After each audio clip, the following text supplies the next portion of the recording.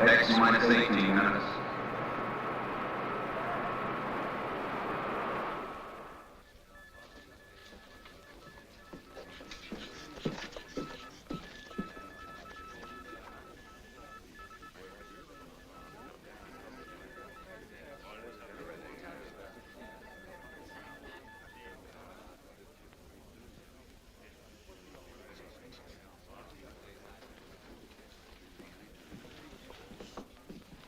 Blood pressure slightly high. Nothing to be alarmed about, though.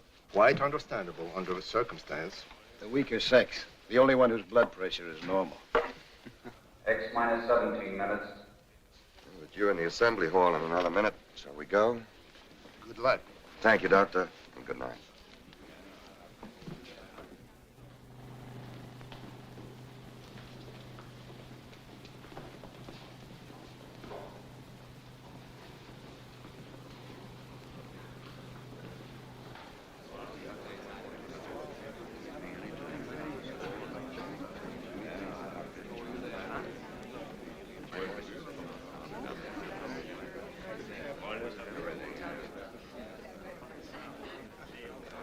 X minus 16 minutes.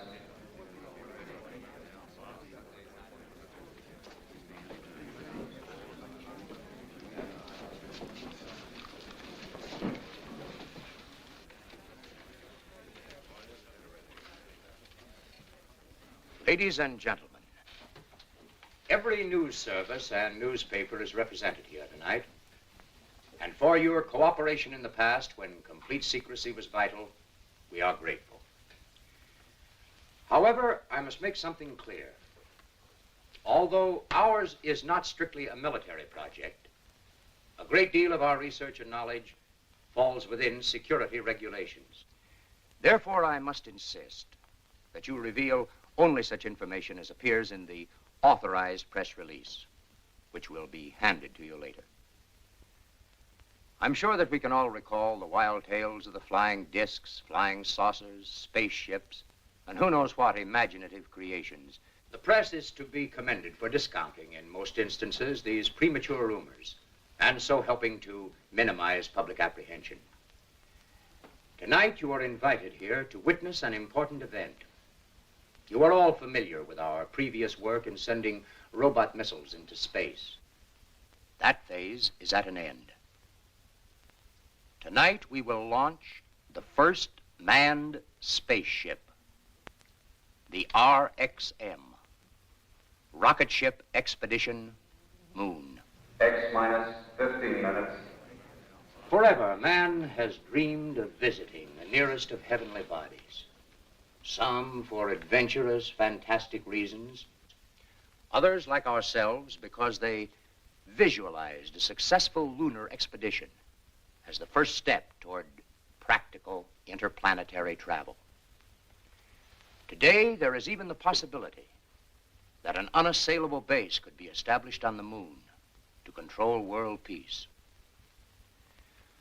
I will now introduce to you the head of this expedition and his crew, Dr. Carl Ekstrom, designer of the RXM, and as you all know, one of the most brilliant physicists of the day, and an old friend. Dr. Lisa Van Horn, his most able co-worker and assistant, Doctor of Chemistry. Colonel Floyd Graham, pilot. Mr. Harry Chamberlain, astronomer, of the Mount Wilson and Palomar Observatory staffs. Mr. Chamberlain will serve as navigator. Major William Corrigan, engineer. I shall now ask Dr. Ekstrom to outline the flight plan for you. Carl?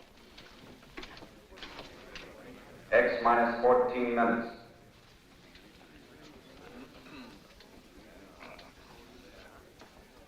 The distance between the Earth and the Moon at its closest proximity is 238,000 miles. We expect to cover this distance in approximately 48 hours. The first phase of our flight will be the ascent to an altitude of 300 miles. From the start, while we pass through the troposphere and stratosphere, until we reach the ionosphere, the flight will be controlled by our automatic pilot. After we have climbed through the atmosphere, we will turn the rocket into a parallel course with the surface of the Earth. In flying parallel with the Earth's surface, we receive added boost from its rotation. X minus 13 minutes. The RXM is what is known as a multi-stage or step rocket. Upon reaching escape velocity, the tail section, which has housed the fuel to attain this speed, will be jettisoned. The nose section, which is a complete rocket containing enough fuel for the entire trip and also containing our cabin, overcomes the gravitational pull of the Earth and heads in the direction of the moon. After we have passed the equilibrium point where the Earth and the moon's gravities are in balance, we will reduce power to a minimum. The moon's attraction will carry us the rest of the way. Finally, we will reverse the rocket, utilizing the thrust of its motors to make our landing. A few more details which might interest you. The cabin is pressurized and gyro-controlled, keeping us in a level position at all times. We carry radar for navigation, shortwave for communication, and most important, more than twice the amount of fuel we expect to use to keep well within the margin of safety. X minus 12 minutes. We still have a few moments, ladies and gentlemen, for questions, if any of you care to put them.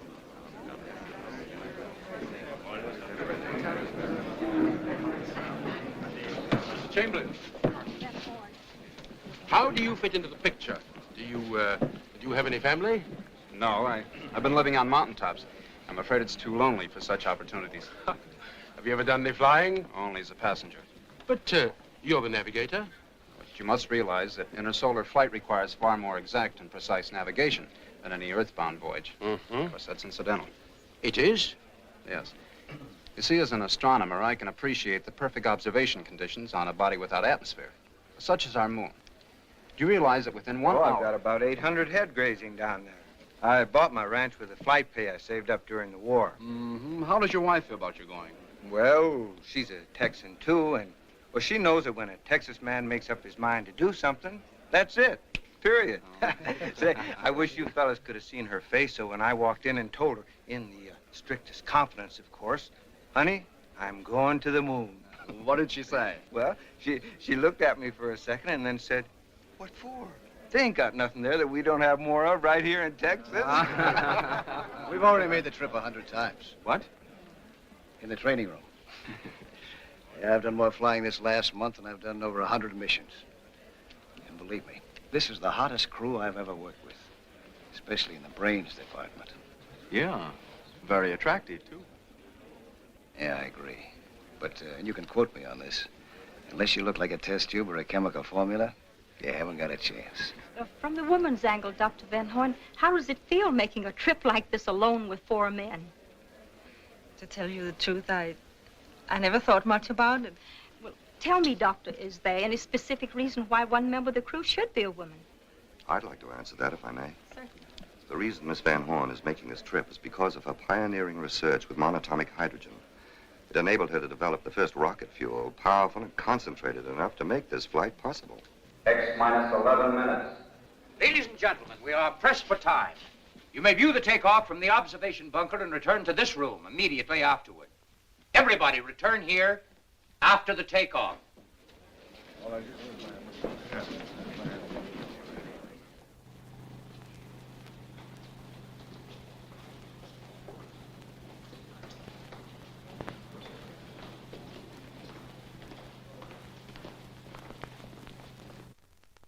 X minus 7 minutes.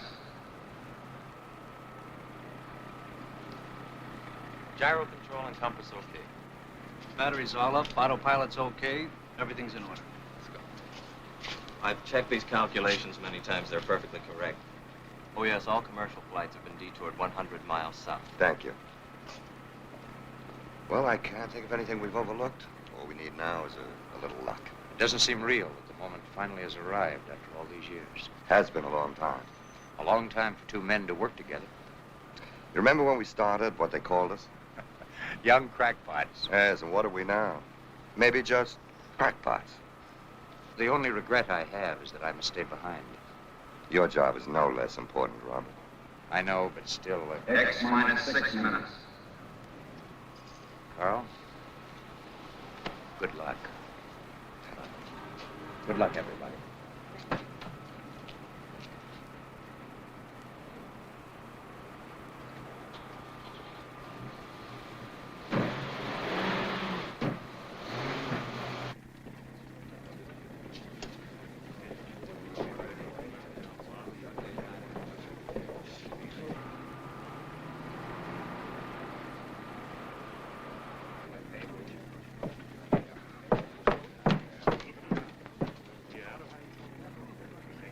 X minus 5 minutes.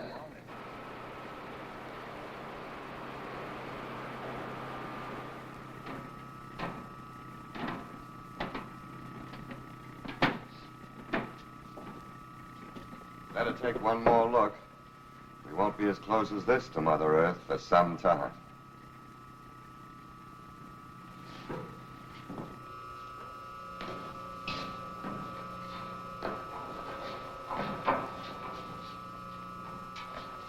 We'll give the motors a final once-over.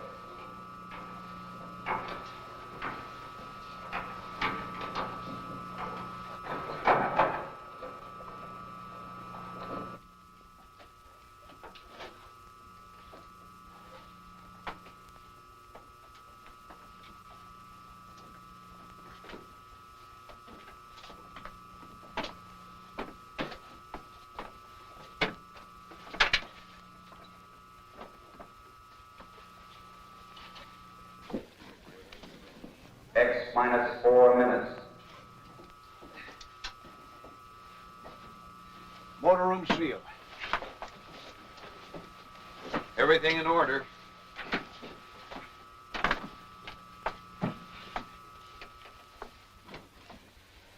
X minus 3 minutes. No change in flight plans discussed.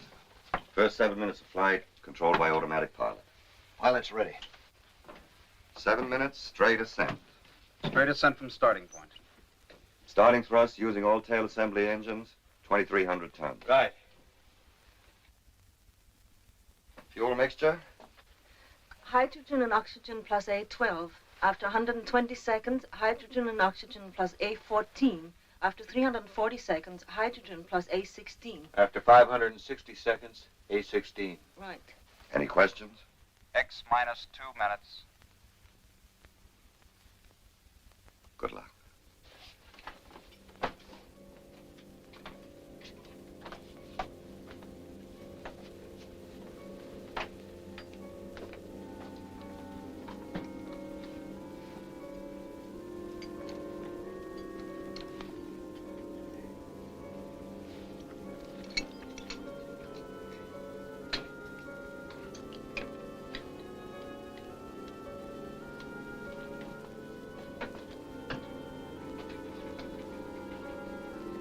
X minus 1 minute.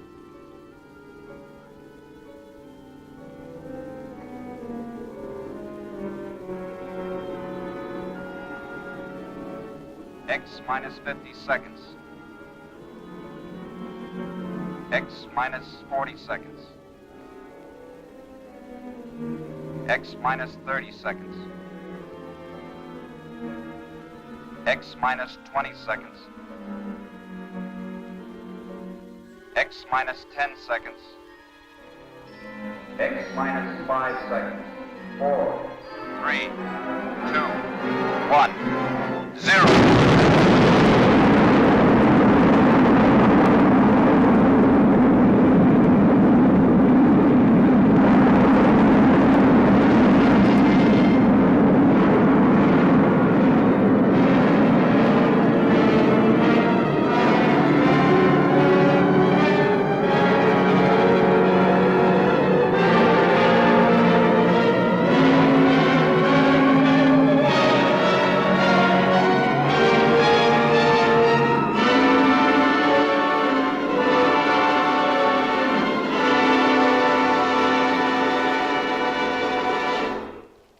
Now, if you will follow me, we will attempt to establish radio contact with the ship.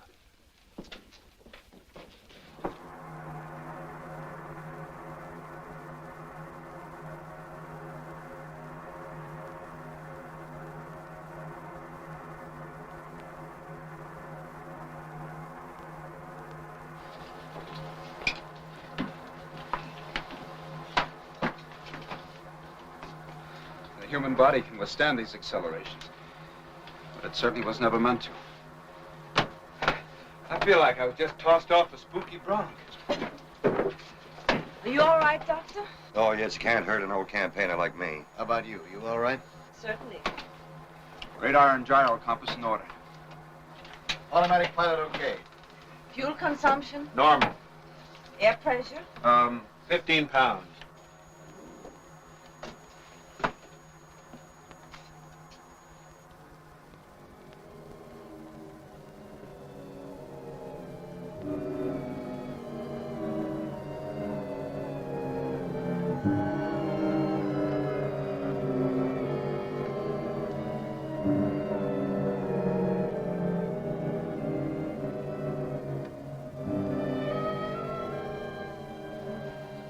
Harry.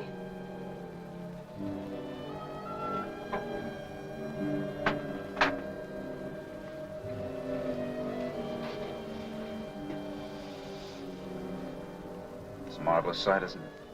It is. You can study maps and globes and try to visualize. But the actual experience, it's hard to express it. Stand by to turn.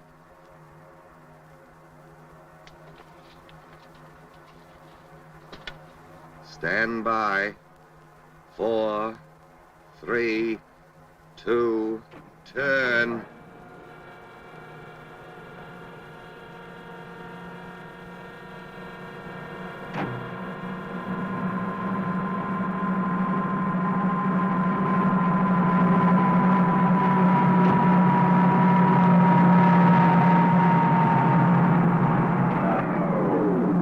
Turn completed. Shipping level flight speed 3,400 miles per hour. Altitude 360 miles. How do we stand on fuel now? 3/10 supply left in tail section. Mixture at present? A16. Harry, contact the base. Right.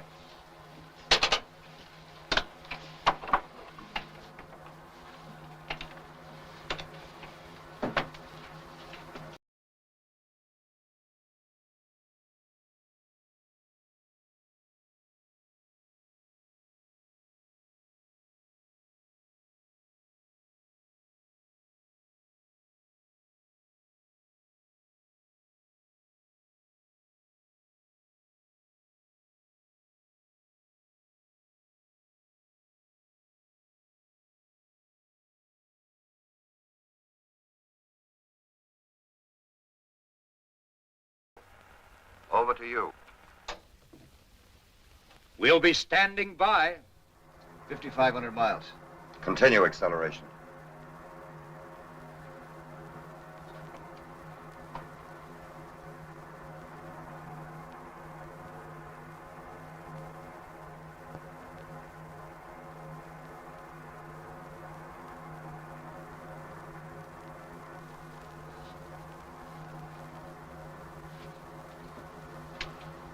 Hey, what happened to the rest of the night? I'm afraid we ran right out of it. If it's darkness you want, wait till we enter outer space. The realm of perpetual night. 6,000. 6,200 miles per hour.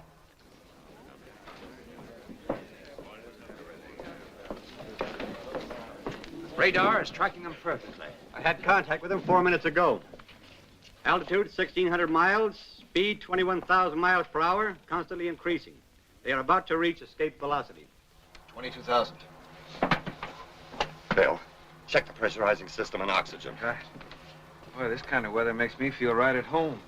It's like a nice, cool night in East Texas. 24,000. Take a reading the moment we attain escape velocity. Yes. Stand by. 25,000. Prepare to jettison tail section. Start the front assembly motors.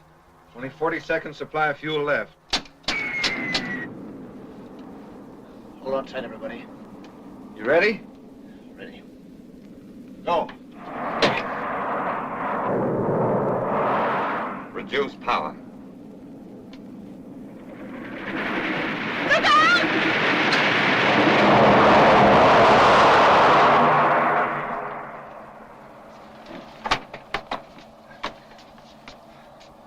That was a little too close for comfort.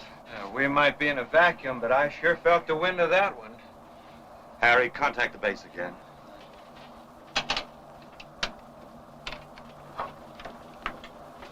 RXM calling BWS. Over. Come in, RXM. Over to you. Stand by, BWS. We're on our way. We have jettisoned tail section and are now reducing power and speed according to plan until we come within the attraction of the moon. This probably last radio contact before return flight. Everybody aboard well. BWS calling RXM. BWS calling RXM. Come in, RXM.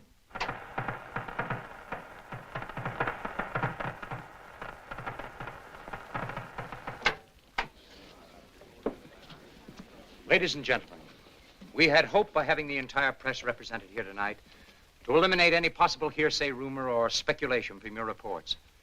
However, I regret to have to ask you to confine yourselves to the official news release. I promise to hand you any news that may come in as soon as it can be cleared.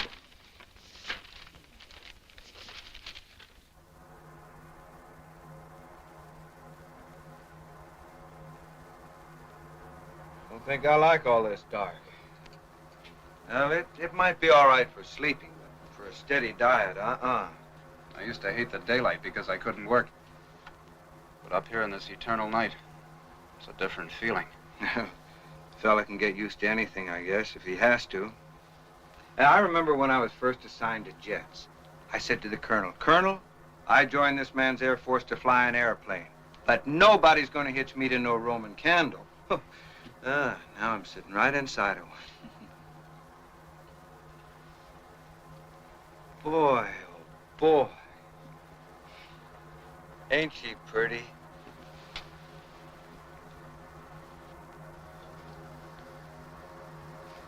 Can you see Texas? No, it's in the other hemisphere. Even so, from this distance, it would only appear a mere speck. A mere speck? Texas a mere speck? Oh, now, listen, my friend, I'm broad-minded. I've been around people, but don't you ever let any other Texan hear you say that. A mere speck.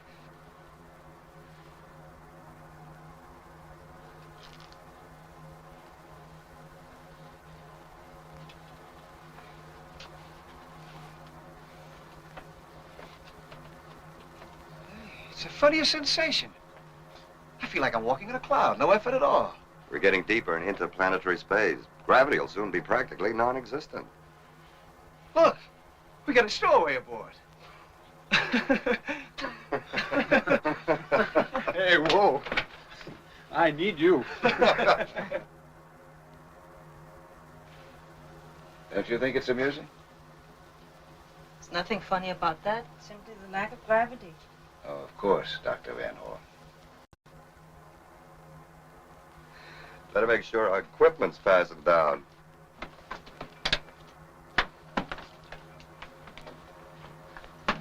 Now, don't get mad at me, but can't you ever relax? All these weeks, months, I've been watching you. Nothing but work, work, work.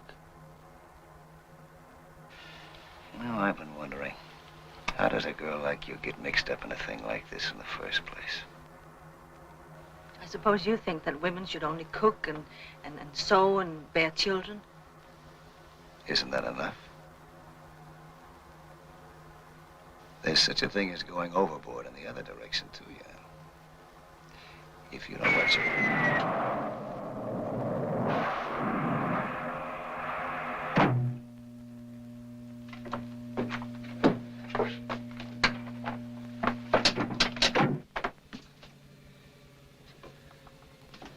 I'll check the engines.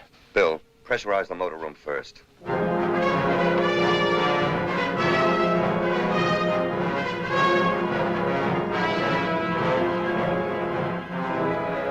Motor room pressure up.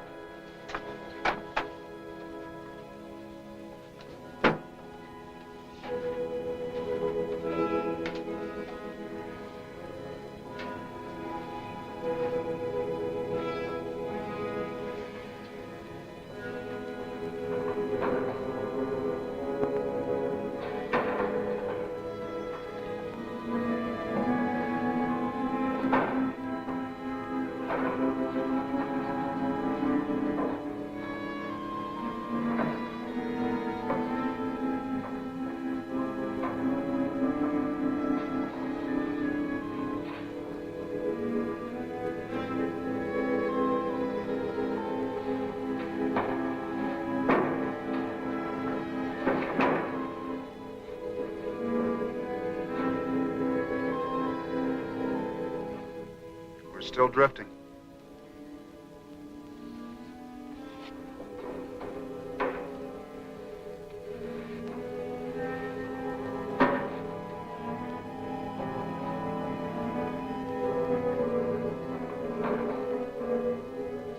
After 14 hours and 12 minutes, we've covered 112,000 miles.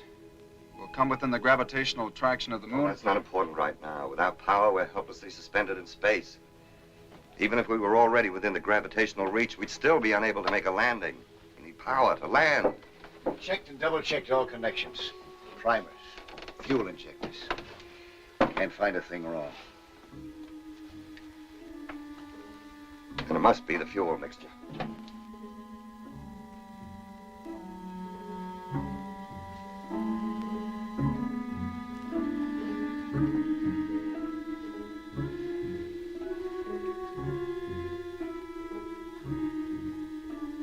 How much oxygen do we carry? Don't worry. We have plenty left for the trip. So the trip is planned, you mean?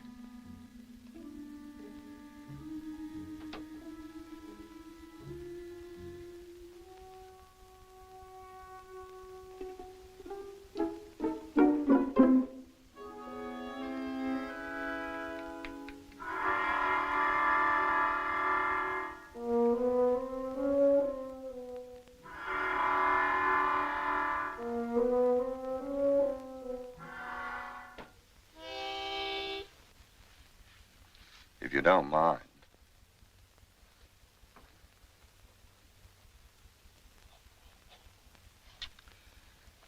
At differential 6 over m to the 30th power, the halfway check result is 262,000 to 341,000, both using tangent E, correct? That isn't the result I have. It must be the same. There's an error there. I've made no error, Dr. Ekstrom. I have to say that you made an error and discard your figures. I'm sorry. Don't be. Surely you're not going to let emotion enter into this. Certainly not. We'll continue computing using my results as a basis. Yes, Doctor. Except that I feel very strongly, I should say, that we should try both. We can't. To complete either calculation would take 6 to 8 hours. We can't afford the time. It's either one or the other, Dr. Van Horn. But it doesn't have to be. You can't be arbitrary about imposing your will when these people's lives are at stake. Don't you realize that? You speak as calmly as if you were saying pass the salt. Aren't you human? Are you made of ice? I'm sorry. I apologize. For what? For momentarily being a woman? It's completely understandable, Miss Van Horn. Now, shall we go ahead? Yes, Doctor. Tangent L9. Tangent L9.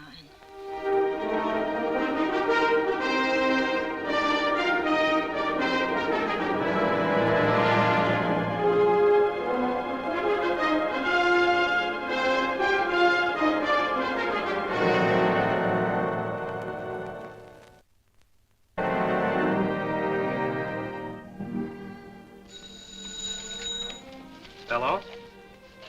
Yes? It's Dr. Hurley at Mount Palomar. Yes, Dr. Hurley? Yes? We located the RXM's position at 7:16 this morning. Since then, there has been very little change. Apparently, their velocity is far lower than we anticipated. Are you sure, Doctor? Thank you.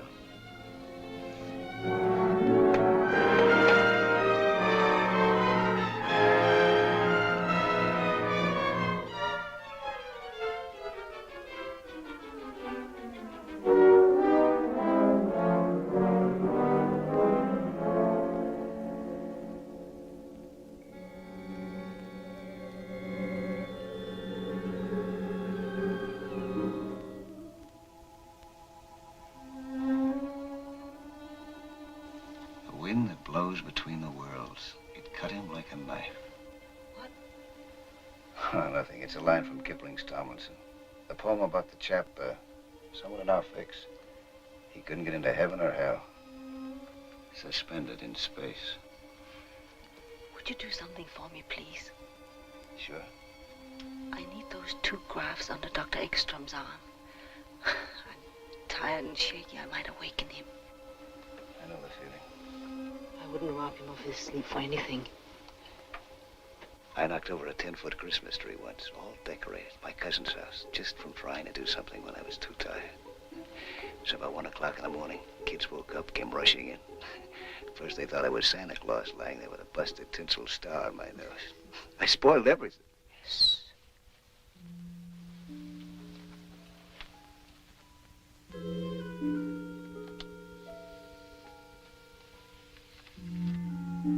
Thanks. It's no trouble.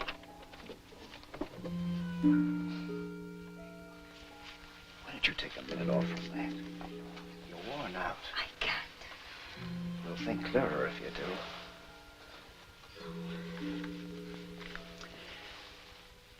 When I was flying in the war, we had a guy like you in some of our long missions. Too bad. Too bad? Blew his top. We had to put him in Section 8. Held it in too long, never let down a second.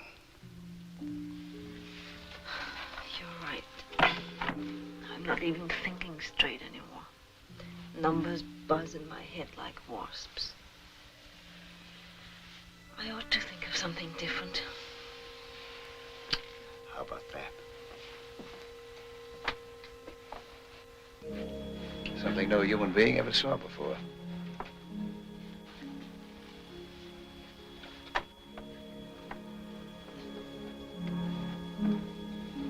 You know, it's funny.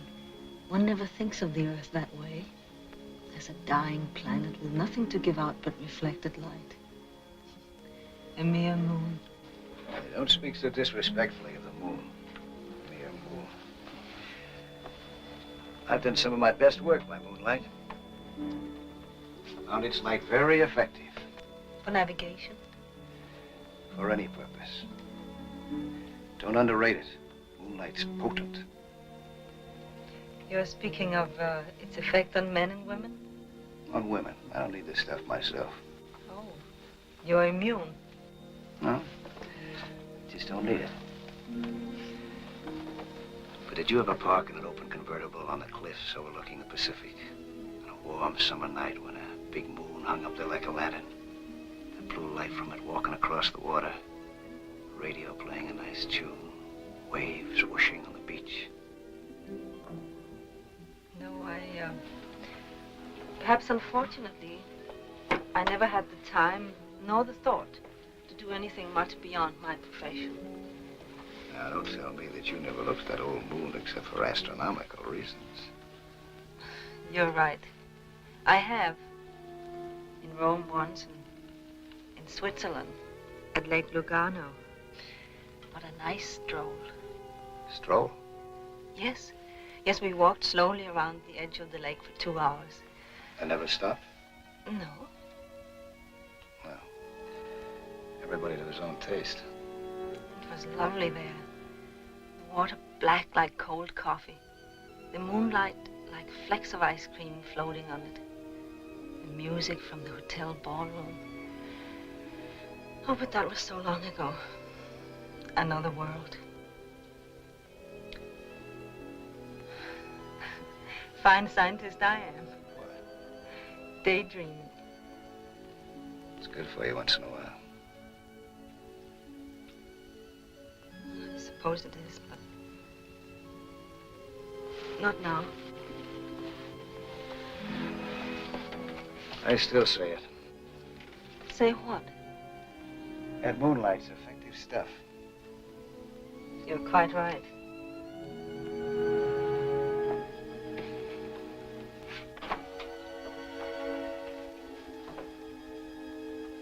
What effect a double dose like this would have in a convertible? Nothing. Skip it. Meteorites!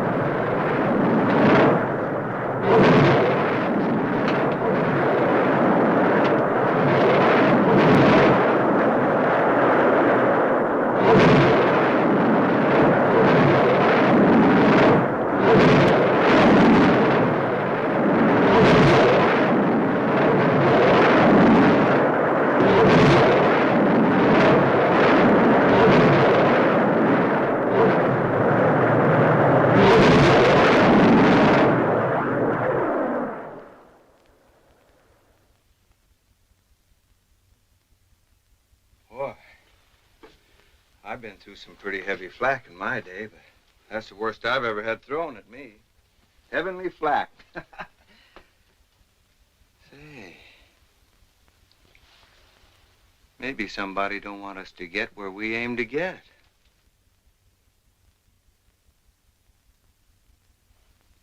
Oh, cheer up, Harry. After what we've been through, we'll get there all right. Maybe it'd have been better if one of them had struck the ship. At least have been sudden. Quick.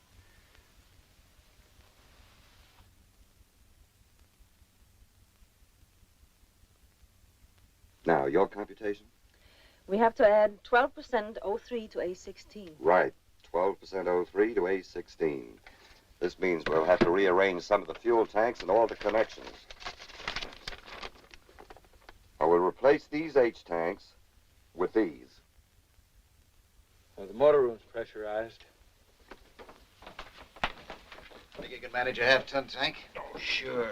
Down on my ranch, I used to throw a little old 1,000-pound steer over my shoulder every morning. Sure that wasn't a little old bull you were throwing.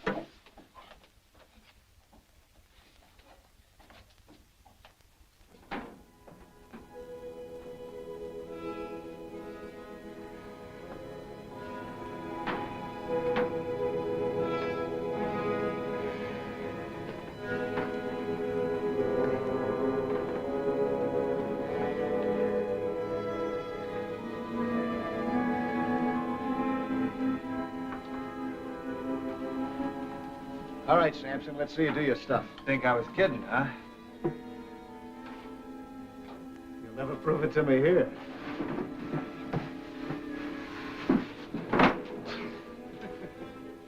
Doctor, can we be quite sure these proportions are safe? We never proved them by experiment. The mathematical theory is beyond question. O3, though. Sometimes it behaves unpredictably. Woman's intuition again? 12%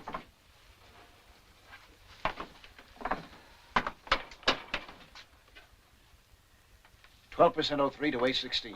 12% O3 to A16. Our chart deviation is 32 degrees. Present position is... We'll correct course when we're in powered flight once more. Right. All ready? Ready. Stand by, everybody.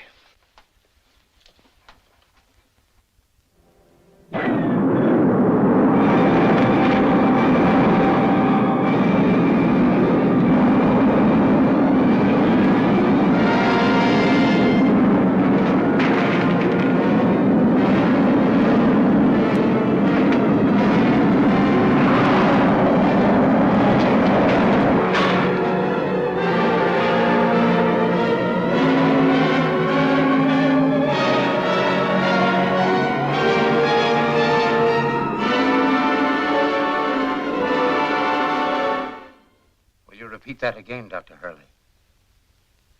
Are you certain? Yes.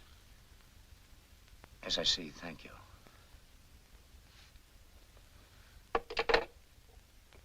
They are completely off their course.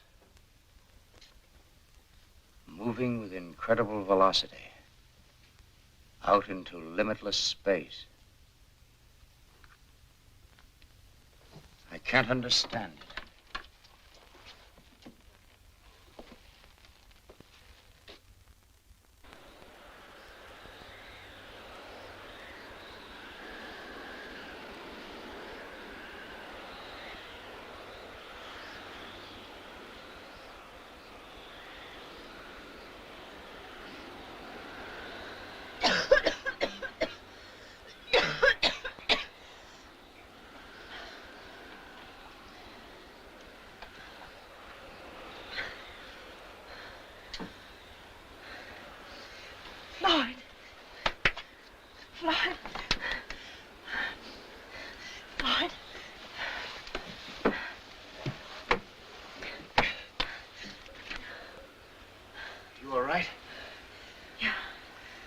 I'm all right.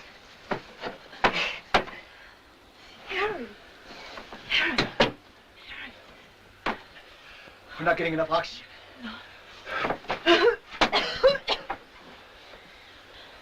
Bill!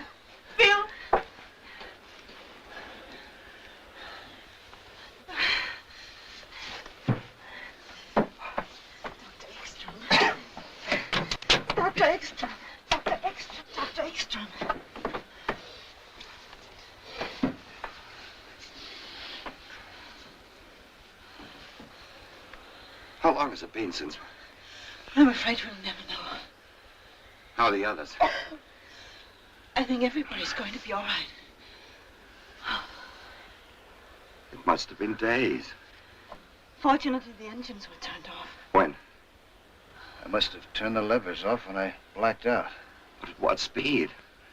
You know the consequences of a body moving with unchecked velocity in free space. Infinite motion. So we made a little detour. Now we gotta double back to that last road sign. Come on, let's go to work. Try to determine our present velocity if possible. Can't be. The instruments must have gone crazy. I don't think so. By heading into space, we've added the Earth's orbital velocity to our own. Then we're really moving. I should say at least several times the maximum speed of your indicator. Any progress, Harry? Should at least have an approximation of our position very shortly. Fuel consumption? In just a moment. Doctor. What? I cut in resistances to raise the scale. But look. Acceleration. Definite acceleration, but if the motor's off, that's impossible unless... This can't be correct. What? I seem to be getting a strong reflection of impulse directly ahead 50,000 miles. That explains it. Explains what? Of course.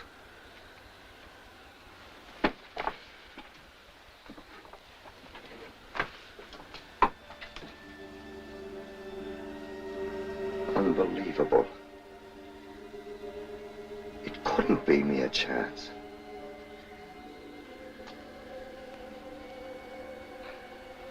I don't quite know how to tell you it's so. If I could have even dreamed that an incredible set of circumstances, each precisely and exactly timed, would carry us unerringly through space to our most congenial planetary neighbor, Mars, I would... Mars?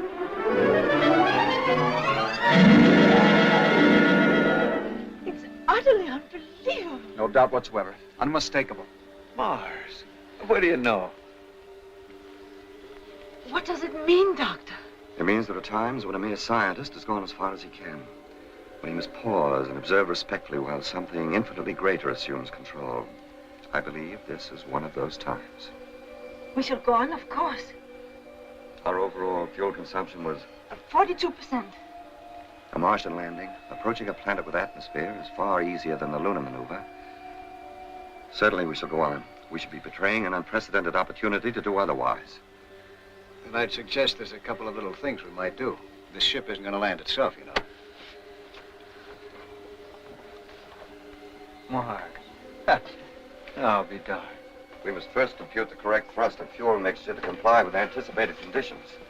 Escape velocity, 12,500 miles an hour. Oxygen at surface level, 15%.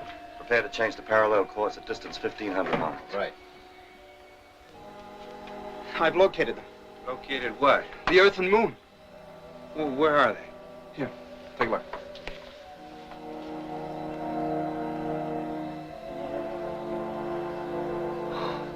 And what do you know about that? Is it all right to call Texas a mil-spec now? As we are now in parallel flight, we are reducing speed and altitude. At 50 miles altitude, we will execute a turn of 90 degrees, bringing the rocket into landing position. Since the gravitational attraction of Mars is only half as powerful as that of Earth, a thrust of 1,200 tons will be sufficient to make the landing. Fuel? Hydrogen and oxygen plus A12.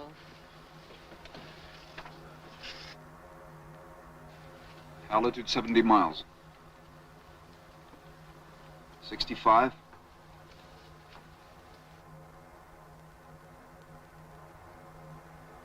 60.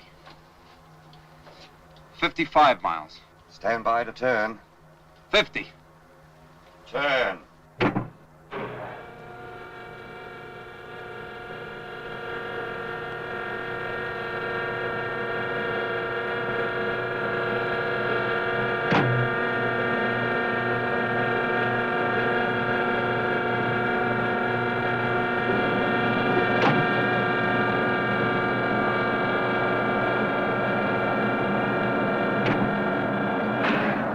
90-degree turn completed.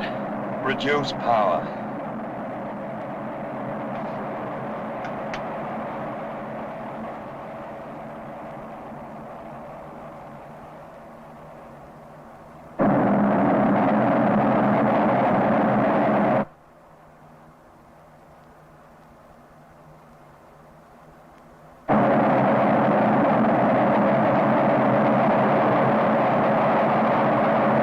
Altitude 40 miles. 38 miles. I only hope the light holds out. It's getting dark down below.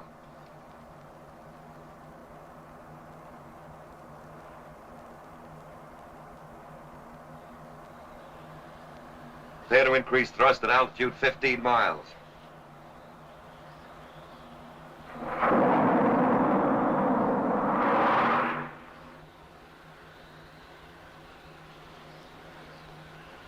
It's getting darker rapidly. But as far as I can make out, the terrain is suitable for landing. Altitude 6 miles. 5 miles. 20,000 feet. 18,000. Thrust at present, 1,250 tons. Stand by to increase power. 15,000. 12,000. 10,000. 8,000. 7,000. 6,000. We're losing altitude too fast. Increase thrust to 3,000 tons. 4,000 feet. 3,000. 2,000 feet. Reduce thrust slowly to 1,250 tons. 1,000. 500.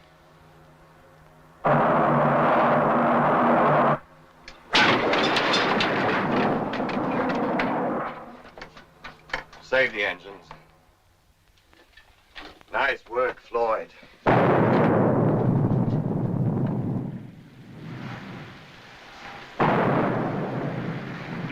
Mars extending us a welcome. Now we're prepared to disembark first thing in the morning. In the meantime, we can rest and get our equipment ready. Well, that's what I've been waiting for.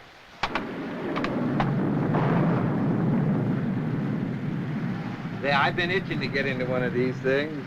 Sorry to disappoint you, Bill. We have atmosphere here. We won't need pressure suits. Which works greatly in our favor, too. We can accomplish so much more unencumbered. As far as equipment's concerned, we'll take oxygen masks, camera, paraphernalia. What about data for the return trip? It must be exact and precise. Hadn't we better begin preparation? Yes, of course, you're right. We have so little time here. Such an opportunity. Let's think about that for a little while first.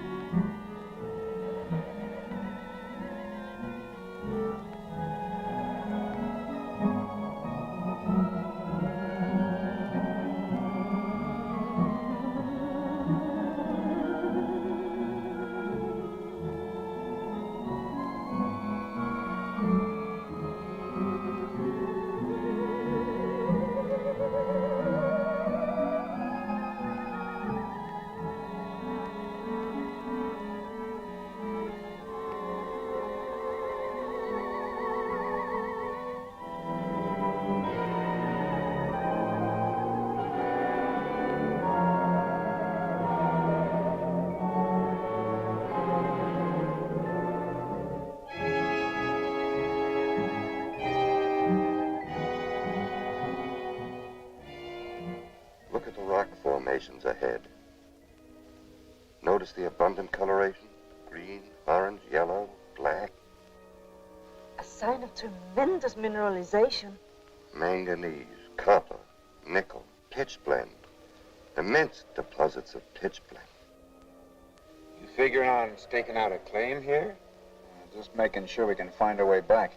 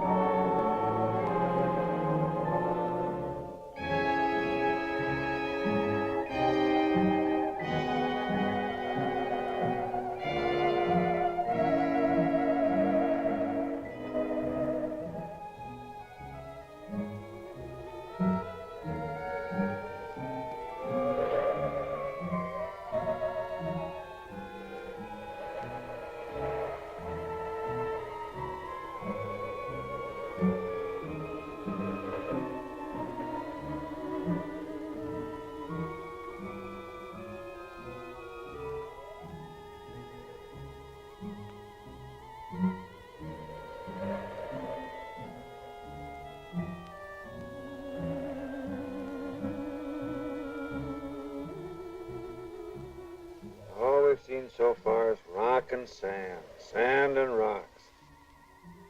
I wonder when we're going to run across some of these Martians. You know, for what I read, they've got pale faces and pinheads and fishy eyes. Shall we go?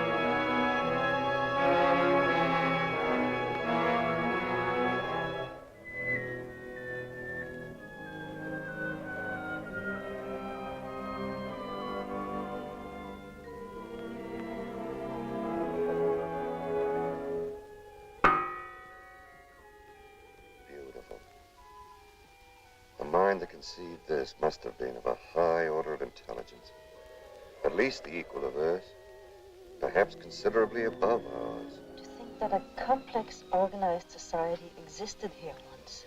Yes, from all indications, thousands of years ago. I wonder how it happened. There's always a possibility of a meteor. But then it would have created a depression like a moon crater.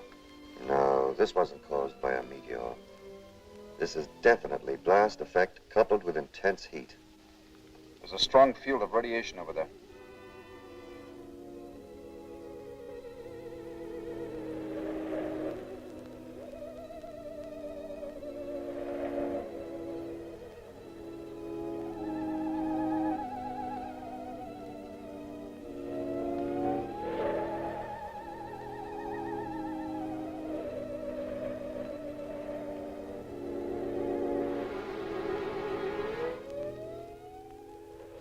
You'd better stop. The radioactivity is at the danger level.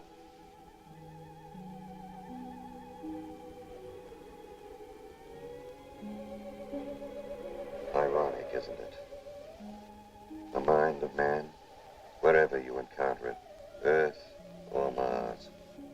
highest attainments of human intellect, always diverted to self-destruction.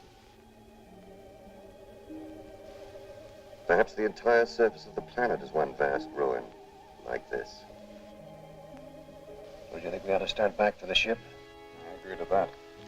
We're neither prepared nor equipped for any stay here. We have supplies for several days. Let's use this precious time as effectively as we can. I agree with Dr. Ekstrom. A day here is more valuable than years of research on Earth. Well, okay then, let's get going.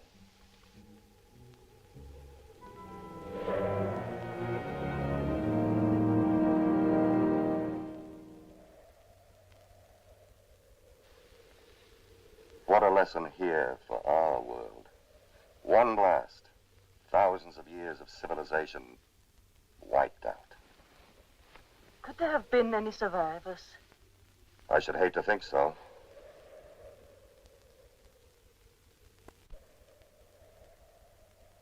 We still don't know all the genetic effects of radiation, but that it will produce mutations, malformities, disfigurements, blindness, that much we're sure of from research. A blast like this, I should hate to think that any survived. Why don't you try to get some rest? If I ever get back to Texas, I'll know better than to leave again. Yes, sir.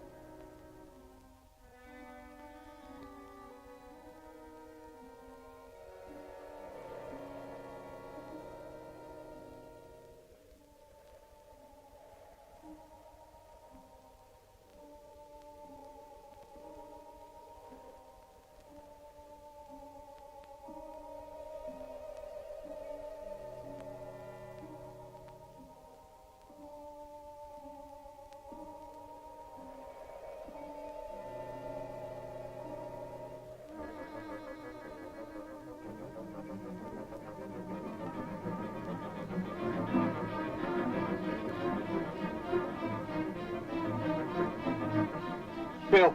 Lloyd, Dr. Ekstrom.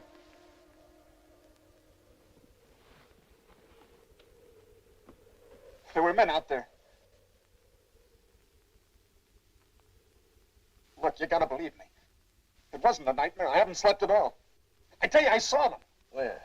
Right out there. And when I yelled, they disappeared. All right, let's go see.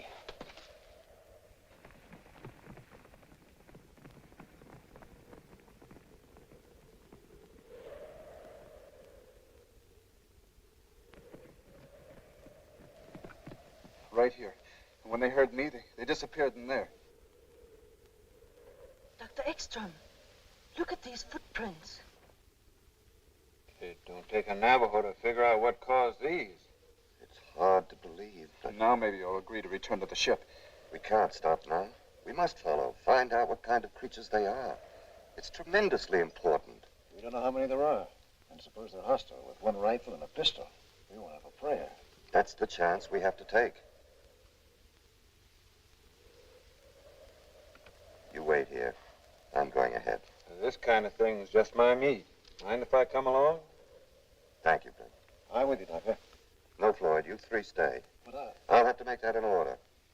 Come on, Bill.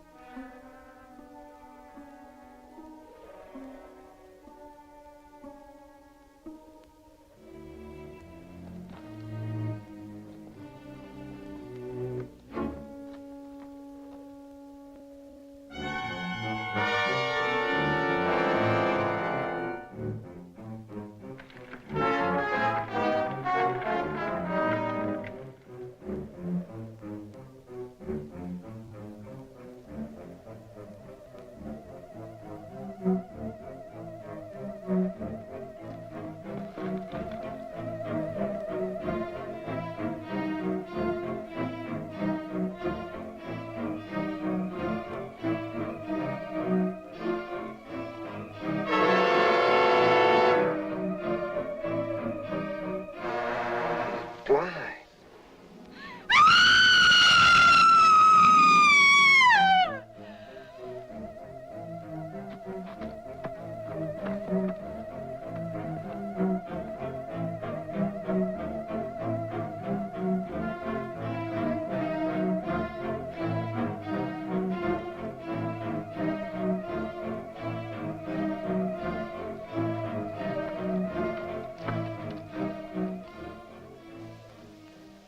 Atomic age to Stone Age.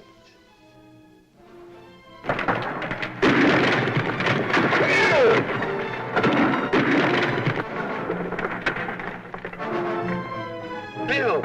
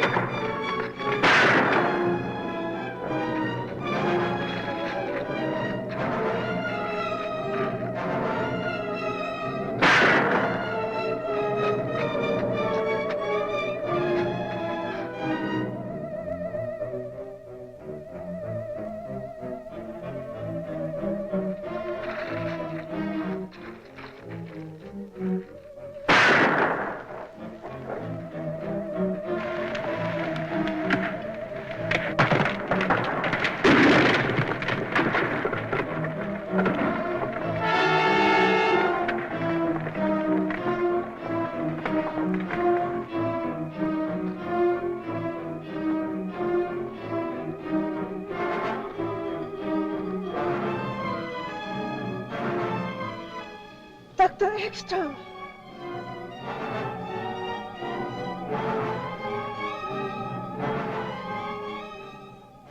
Where's Bill?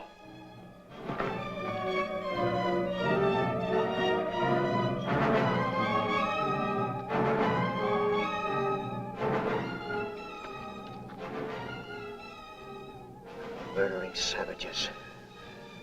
No, Floyd. Poor, fear-crazed, despairing wretches. Pity them. Pity them. Don't talk anymore. You must get back to Earth. Tell them what we found. Maybe this will...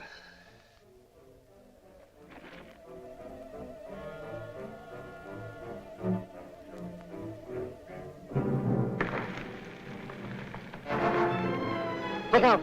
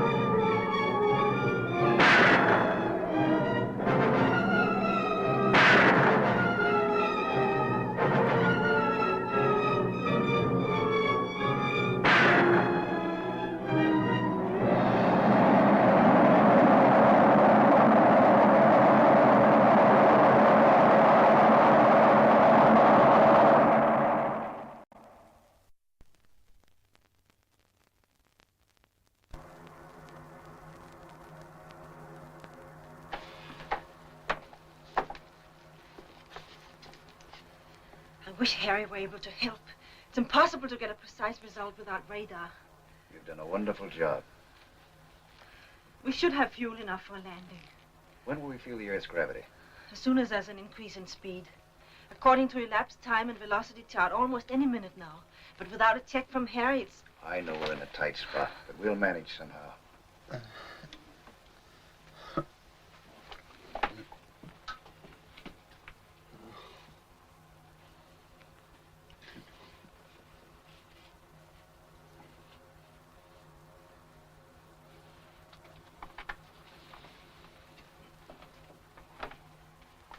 Any sign of increase in speed? Not yet.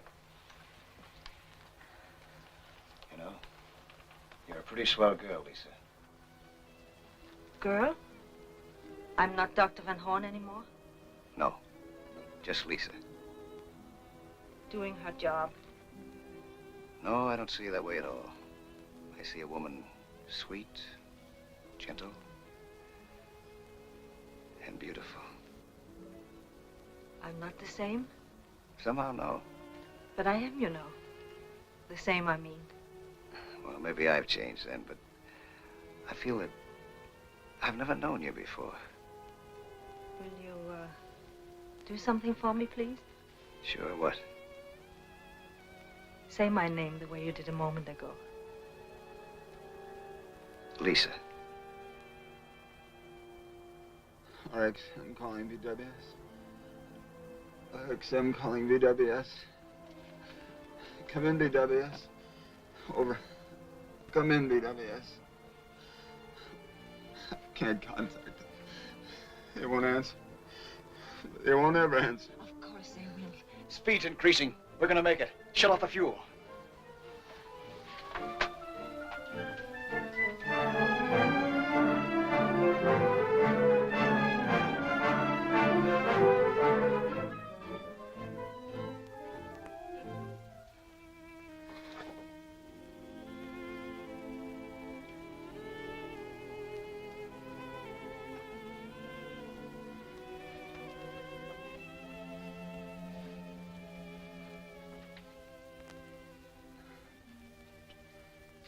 I'm sorry. I wish I could help. You heard what Floyd said. Everything will be all right. What about the fuel? We lost so much. Well, we'll have enough for a landing.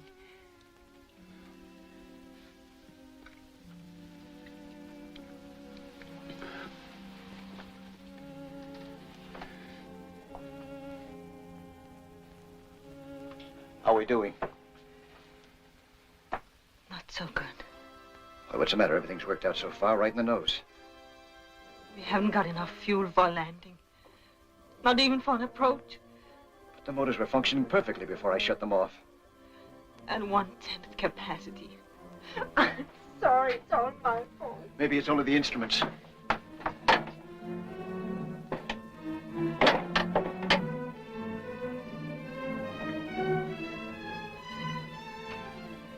It's hopeless. We're lost. Everything is lost. All Dr. Ekstrom's work in vain. Now the world will never know the terrible truth we learned. No. Maybe there's still a chance. We must be close enough for shortwave.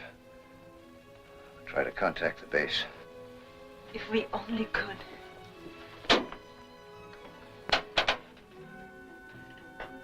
We must report everything. Tell them as much as we can. What we saw. The mistakes that we made. RXM calling BWS. RXM calling BWS. Dr. Fleming. Yes? The radio control room just called. They've contacted the RXM.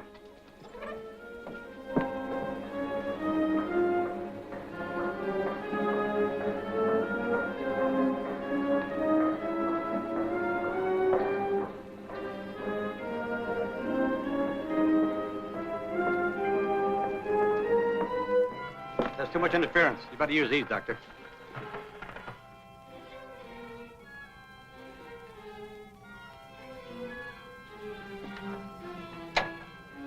PWS. Fleming speaking. Calling RXM. Come in, RXM.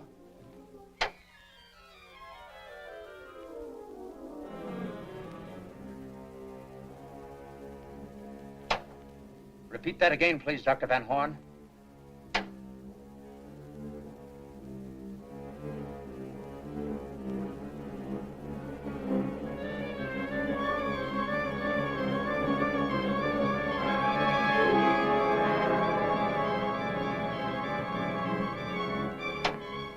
What about Dr. Ekstrom?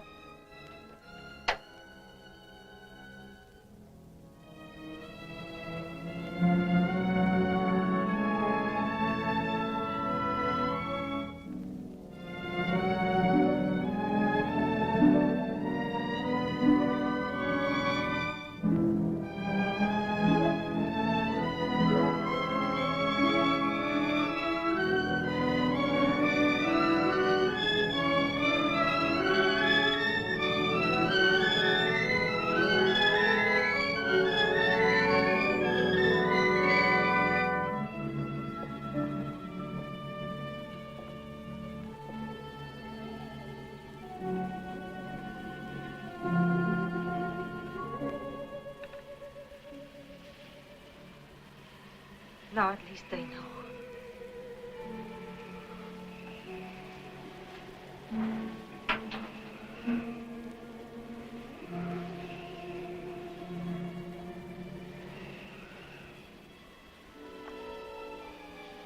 Floyd, hold me.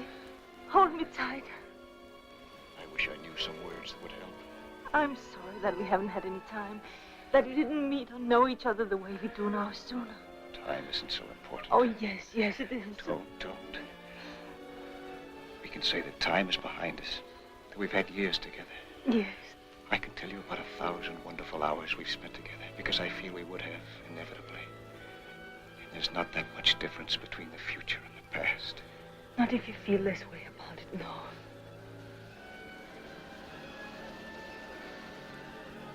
Shouldn't we wake him? What good would it do? None, you're right. It's only seconds, darling. Try not to be afraid. Floyd, I'm not afraid anymore. Something happened, like a great wave carrying us up, bearing us, protecting us.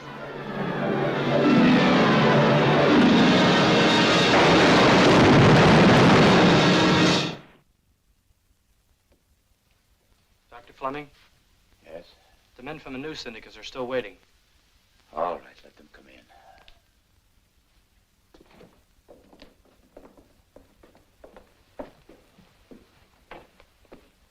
Dr. Fleming, the pilot and crew of Flight 19 International Airlines observed a strange object falling over Nova Scotia. According to their report, it could have been the RXM. My office has been getting the same story over the wires for hours. We know the RXM has been overdue a long time. Is there any connection, Doctor?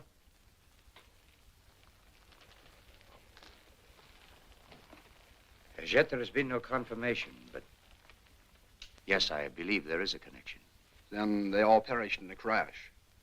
No, 2 were lost earlier. But the flight must be considered a failure. Failure? Every point of our rocket theory has been established. It has proven that interspace travel is not only possible, but practicable. And it has supplied us with information which may well mean the salvation of our own world. No, gentlemen, the flight of the RXM was not a failure. Tomorrow we start construction of RXM-2.